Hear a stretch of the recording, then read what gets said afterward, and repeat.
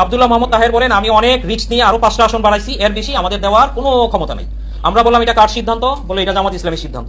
তো আমি সাংবাদিকদেরকে প্রশ্ন করতে চাই যে সমঝোতায় যখন আমরা বসবো, জামাত ইসলামের একতরফা সিদ্ধান্ত তারা কি আমাদের উপর চাপাই দিতে পারে? যেখানে একটা ন্যারেটিভ এখানে আসছে যে আমরা 150টা আসন চেয়েছি, আমরা আমাদের জরিপ প্রথম দিনই আমরা তাদের কাছে দিয়ে দিয়েছি যে আমাদের জরিপে বাংলাদেশের 115টা আসনে জামাত ইসলাম থেকে আমাদের সাংগঠনিক অবস্থা ভালো। আরো 42টা আসনে আমাদের বক্তব্য ছিল যে এখানে আমরা জামাত ইসলাম কাছাকাছি বা কম বেশি কেউ হইতে পারে, কিন্তু বাংলাদেশের বাস্তবতা, ওলামায়ে কেরামদের অবস্থান, দেশের স্বাধীনতার অবস্থান ইত্যাদি নিরিখে আমাদের বক্তব্য ছিল এই আসনগুলোতে আমরা ভালো করতে পারবো, কিন্তু আপনাদের জন্য কষ্ট হবে।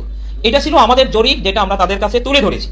কিন্তু এর বিপরীতে তারা বললো যে তারা থার্ড পার্টি দিয়ে তারা জরিপ করাইছে।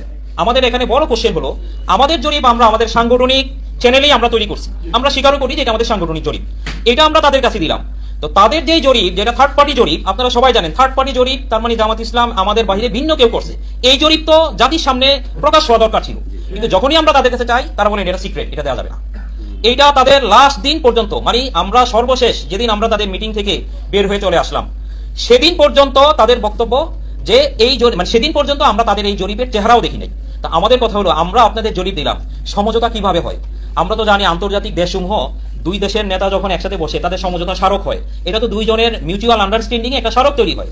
তো আমাদের সমঝোতার আসন সমঝোতা ছিল এরকম যে তারা আমাদেরকে 40টা আসন দিবে, এবং আব্দুল্লাহ মোহাম্মদ তাহের বলেন, আমি অনেক রিস্ক নিয়ে আরো 5টা আসন বাড়াইছি, এর বেশি আমাদের দেওয়ার কোনো ক্ষমতা নেই।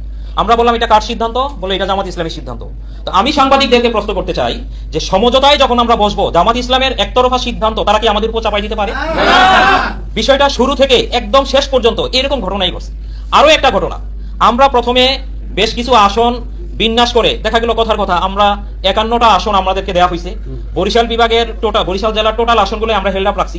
আমরা আশা করছি যে এখান থেকে হয়তো কমপক্ষে 5টা আমরা পাবো যৌক্তিক বিচারই। তারপরেও প্রায় 53-54টা আসন ছিল, যেটা পরবর্তীতে আমরা সমাধান করব। কিন্তু আবার আরেক মিটিং এ যে ওনারা বললেন যে না, আপনাদের সাথে আমাদের সমঝোতা হয়েছে এই পর্যন্ত 31টা আসনে, অথচ এই 51টা আসনের ডকুমেন্ট জাতির স্বার্থে আমাদের কাছে সংরক্ষণ আছে, তারা যেটা আমাদেরকে ওকে করছে।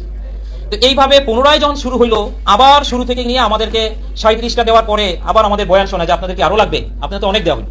অথচ তখনও আরো যেই যৌক্তিকভাবে যে আসনগুলো আছে সেগুলার সংখ্যা যোগ করলেও আমরা 70-এর কাছাকাছি চলে যাই।